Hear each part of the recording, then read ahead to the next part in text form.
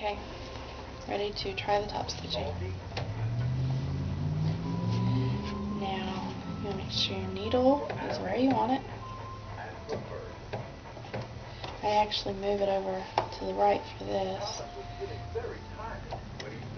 And then run the center of my foot right up that. Now as you go, you're going to have to pull and tug and make sure this is laying flat, and make sure your seam is in the direction that you want it, that you've chosen.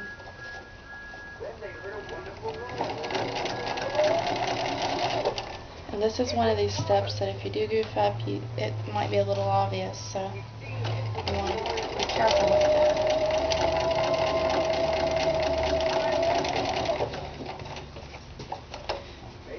It's one I always hated to do, but it just makes your finished cap look so much nicer if you do it.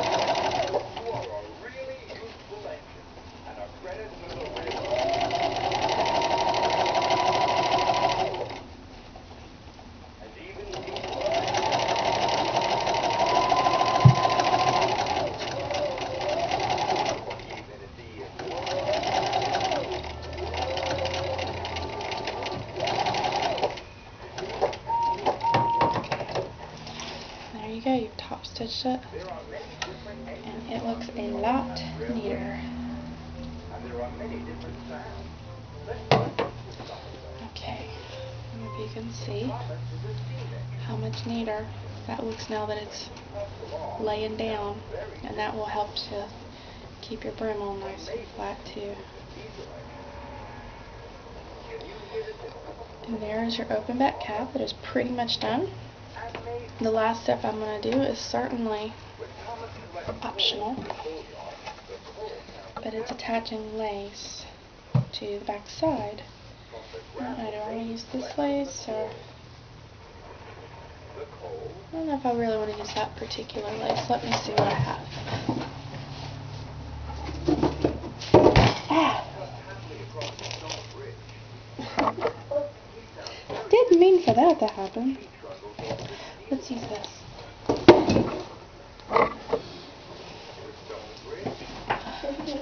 Thank you, baby. I know. Yarn falling from the sky. Okay. Go ahead and guesstimate the piece you'll need.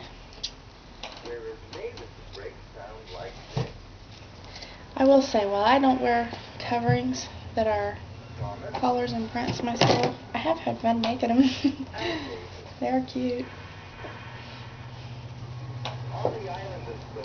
And doing this is pretty easy. Now I usually do fold that in.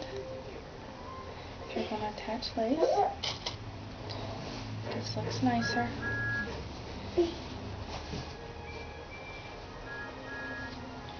And get the pin through.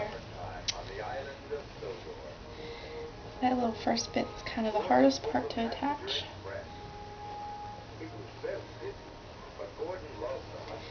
Okay.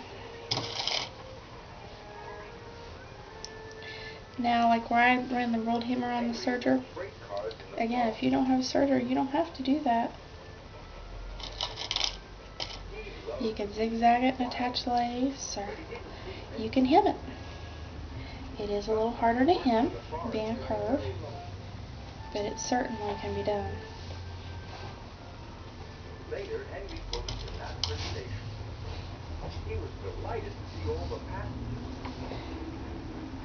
If you do, I encourage you to look up tips and tricks for hemming curves. They're out there, and there are ways to go about it to make it a little easier.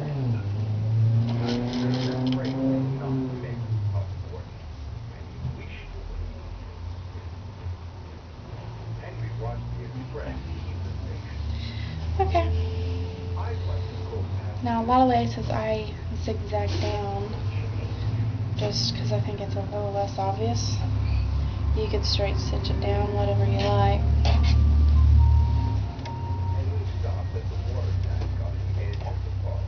This is a little tricky part, is getting your pin out of the way and still getting it tucked in there, and I think we got it. Change to zigzag. And go ahead and get it in there. Now sometimes where that's a little thick, you gotta give it a little tug to get going.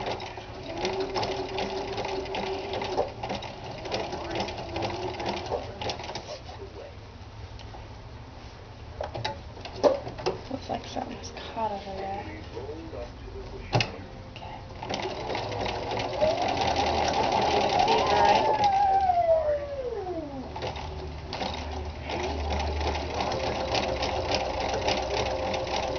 I know it's the problem. It's that serger line that's under there. That rolled hem is creating drag, so to speak. It's making it hard to feed. So I'm just going to pull it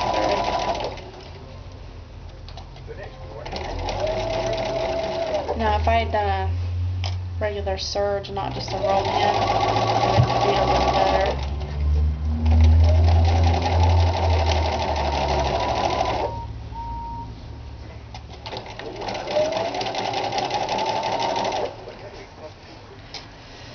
Certainly not ideal with it doing that. This is where it might have been handy to have my walking foot on my machine.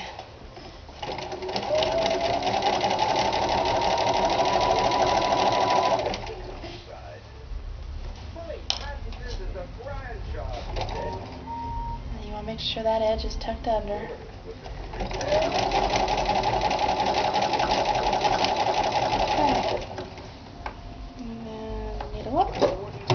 There you go.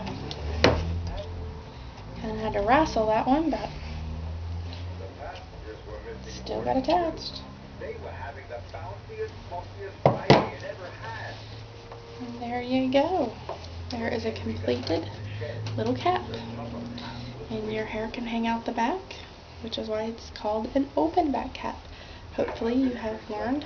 I still need to trim some threads, but hopefully this little video series has helped you not feel so intimidated on sewing some of your own caps. Have a very blessed day.